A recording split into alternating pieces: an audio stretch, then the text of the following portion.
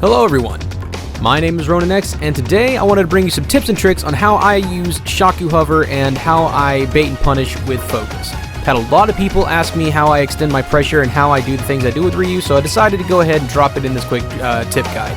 Hope you guys like this. If you do, make sure to like, comment, and subscribe for more videos like this. With that out the way, let's hop right into it. The first thing I want to talk about is the utilization of Shaku Hover.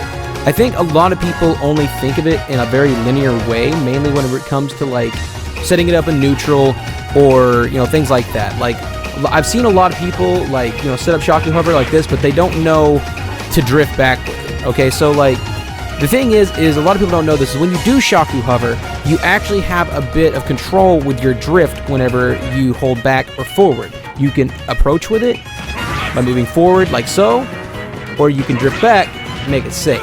And whenever you're actually doing this in neutral, like let's say you're playing against a swordy who's spacing well and everything like that, or you're fighting someone who's like Ness fighting Casper in the air, and you know that they're not going to commit, so now you can set up Shaku Hover as an approach tool, okay? So the way you want to do that is you don't want to short hop and do it in place, you want to short hop back, okay? Whenever you short hop back, you want to drift back as well with it, like so, okay?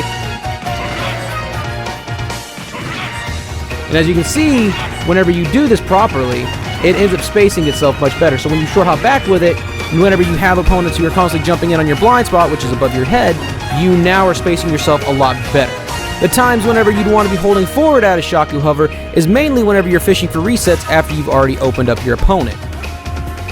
Best way to set this up is whenever you open up with a bread and butter.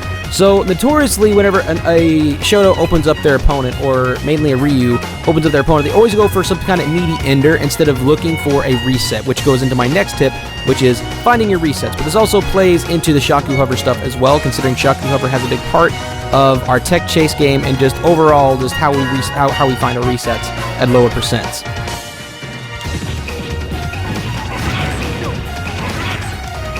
And then I get approached behind it. So whenever I drift forward, it gives me time to kind of like dash walk afterward, which that's another thing I wanted to point out is whenever you're Shaku hovering forward, when you're setting up the resets, it's almost always best to dash walk afterwards because it positions yourself so much better.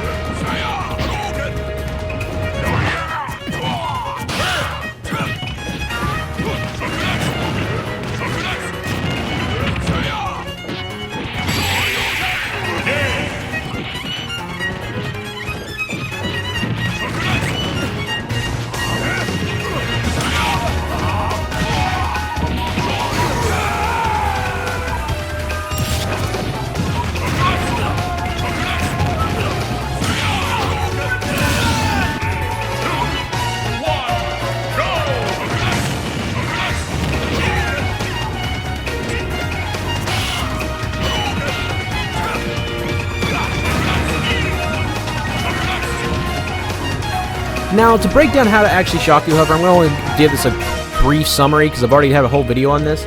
What you got to do is you got to time your half circle forward motion as soon as you hit the apex of your short hop. And then as soon as you do it, you tap A before you touch the ground. Okay? You got to do the half circle motion pretty quick because if you do it in the window where you can fastball, it'll sometimes buffer fastball. So as long as you do it before then, it'll always give you Shaku Hover. Okay, so let's talk about Focus.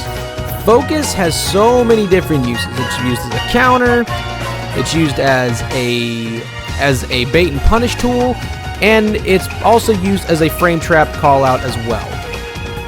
The main thing you got to know about using Focus in neutral is you got to know what you're baiting in the first place. So if I'm playing against a matchup like a Swordy or something like that, or someone who spaces with like a very long, long range single hit aerial, a lot of times what I'll do is I'll dash walk forward and I'll short hop with focus.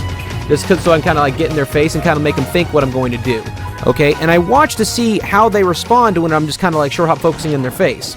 Okay, if I see that they are, you know, hesitant to like challenge me, sometimes I'll just catch them off guard and I'll dash forward and I'll go in for a down tilt. If they decide that they're going to challenge me at any point, even if they hit me, like Lucina or something like that, if they hit me, I can cancel forward and end up getting my punish. So then it turns into a counter, so I can end up getting my opening.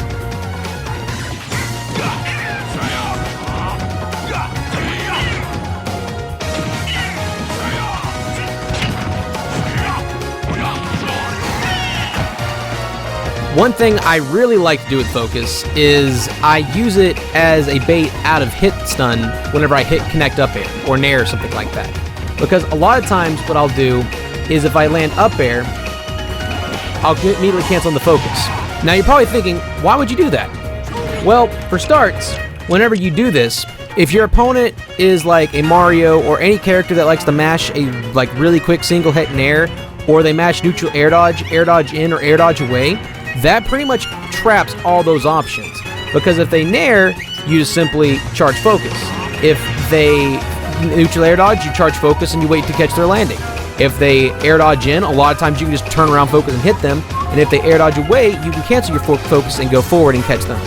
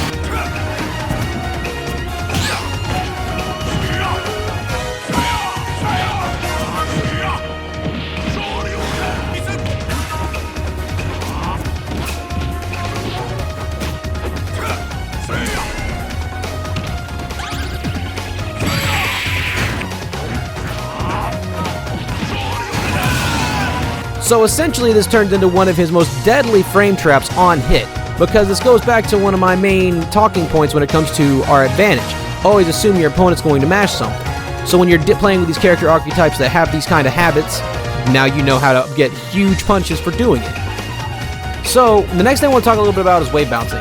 So what I do a lot, I'm sure you've seen me do it a lot, I'll like set up Shaku Hover and I'll short hop at them and like wave bounce back.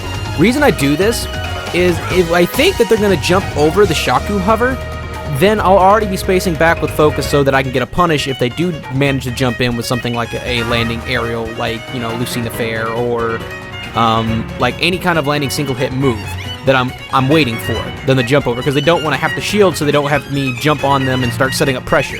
So they start wanting to work around the Shaku Hover so I can start setting this up. But that's just one example.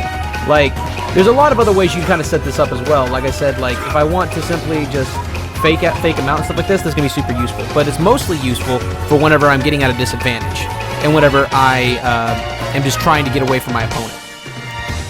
Now let's go ahead and talk about some ledge mix-ups. And then I can like come back on stage with a back air or something like that. So like, this is one of my favorite mix-ups. Like, I'll wave bounce back, come back on stage with a back air, and if they block it, there's a lot I can do with that, because we know back air is like -5 on block. So if they do manage to block it, you can go for things like back air, down smash, Shoryuken, or go set up a slow Shaku to possibly get a shield poke, depending on the character's shield side and things like that. Another good mix-up that I'm sure you guys have seen a lot of is one of our best mix-ups from ledge. It's Shaku off ledge. But are you doing slow Shaku when you do this? If you're not, then you might want to consider it.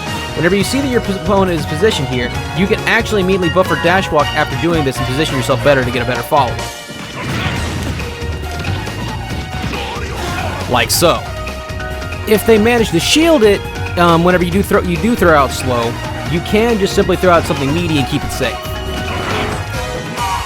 Like down smash, but like you saw that right there, down smash miss. But it still gave me the ability to get off of the ledge and be able to like position myself back in the corner. That way I'm not just hanging a ledge, possibly getting like, you know, 2 framed or whatever the hell. But like, that right there, that can happen. I have had that happen before. So like, you can do like slow shock you off of ledge and then go into down smash, and then you can kind of set that up.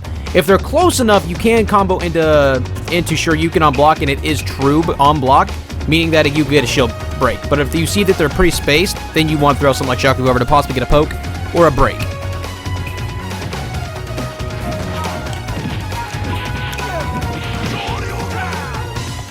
So that's another one you can go for. And if they manage to shield that, Sour Fairy does a ton of shield damage, and normally you'll get a punish for that as well. Normally a shield poke, or you can just immediately DP, and if they hold shield, they end up having to hold that. And that'll be in this guide. Thank you guys for being so patient about this Ryu guide. I'm gonna have other ones coming soon. I'm gonna be kind of making them in the form of like tips and tricks, just because I feel like the major game plan, like as far as neutral and everything like that, is kind of out there for Ryu, and I don't really think I need to go over that. So I think I'm going to be going over mostly like, you know, the little things that I know that a lot of Ryu players don't utilize well. So hopefully this is something that is helpful and something you guys can add to your kit. Hope you guys like this video. Don't forget to like, comment, and subscribe. And if you guys are interested in a coaching session with me, make sure to come and hit me up, whether on Discord or on Twitter. Also, guys, please consider coming by and checking out my Twitch channel. I play a variety of games now. I play a little bit of Smash still, but I still play like other fighting games, stuff like that. So if you guys are interested in knowing a little more about me, my community, and everything I offer, consider coming by my Twitch channel sometime. Thank you guys so much. I am Ronin X. I'll see you next time. Peace.